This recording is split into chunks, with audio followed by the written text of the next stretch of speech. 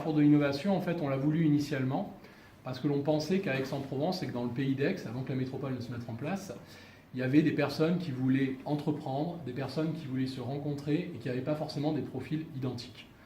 Et l'idée du carrefour de l'innovation, c'était de pousser à retrouver cette capacité à avoir un lieu où des gens qui étaient à la fois directement issus du digital sur le développement, ou des gens qui étaient issus parfois même de l'artisanat, qui allaient pouvoir se retrouver dans un nouvel esprit qui avait été beaucoup initié, notamment au Fab Lab, qui est l'unité informatique de Constant aussi de l'université avec Sébastien Léjard.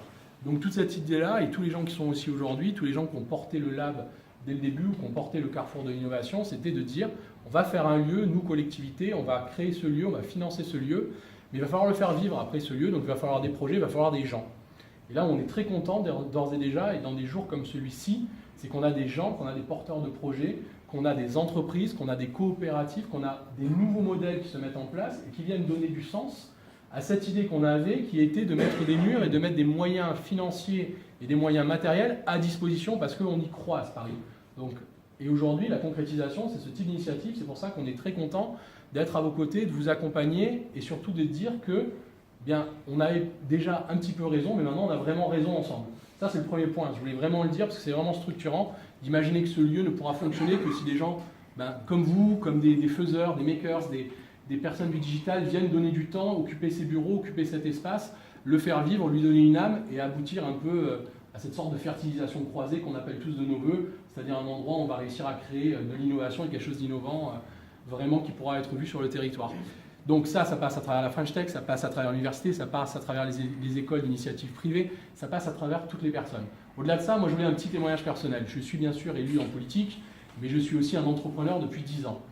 J'ai créé ma première boîte le 1er septembre 2007, c'était il y a bientôt 10 ans. Et je connais le parcours de l'entrepreneur, la solitude du début, l'incertitude juridique. J'étais salarié 2 ans avant, j'avais démissionné pour créer ma boîte, je n'avais même pas négocié de chômage, rien, ce qu'il ne faut jamais faire, mais bon, c'était comme ça. J'y croyais beaucoup, c'est pas plus mal parce que ça a fonctionné, mais je veux dire, c'est dur quand on est entrepreneur, c'est dur quand on se lance, c'est dur quand on est tout seul. Donc très honnêtement, aujourd'hui, en ne serait-ce que 10 ans, j'ai vu beaucoup de choses changer et cette notion d'accompagnement des jeunes créateurs d'entreprises, elle a pris du sens juridique, elle a pris du sens législatif. Tant mieux, on ne pourra pas m'accuser de parti pris. Et on arrive à quelque chose qui est de dire que voilà, il y a quelque chose aujourd'hui, il y a un cadre, il y a quelque chose pour accompagner les gens qui ont des initiatives et pour les sécuriser, et ça c'est très bien. Donc mettez-vous là-dedans, parce que bien sûr que quand on crée tout seul, on peut réussir, parce que sinon l'entreprise, elle n'existerait pas, sinon il n'y aurait pas d'entrepreneur. L'entrepreneur n'a pas besoin d'accompagnement pour réussir. Mais s'il y a un accompagnement, ça le fera réussir plus vite. Si vous êtes entrepreneur, vous réussirez avec ou sans accompagnement. Mais si vous avez un accompagnement, vous réussirez plus vite, vous aurez moins de problèmes et ça sera mieux dans le cas d'une création. Et puis après, il y a toute l'autre partie de la vie, celle qui a été décrite précédemment. On n'a pas besoin d'être entrepreneur pour être entreprenant, je le dis tout le temps. C'est-à-dire on peut être salarié et avoir des envies d'entreprise. On peut être entrepreneur et avoir été à un moment sur un échec, parce que l'échec fait partie de la vie, c'est normal, et puis on a envie de rebondir. Le statut ne correspond peut-être pas forcément. On peut avoir des crédits, on peut avoir des problématiques personnelles, des charges, on peut avoir une incapacité à financer sa vie personnelle.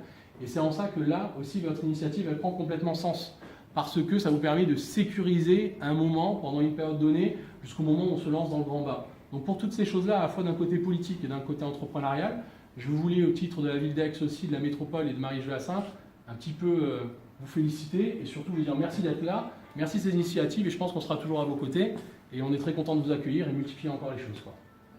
Merci. Merci.